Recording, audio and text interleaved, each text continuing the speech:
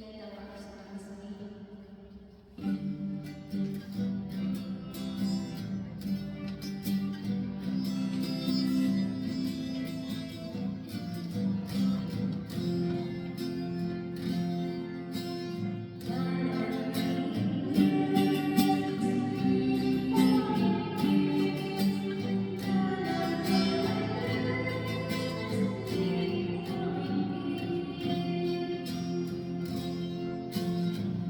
Lord will bless His people with peace. The Lord will bless His people with peace.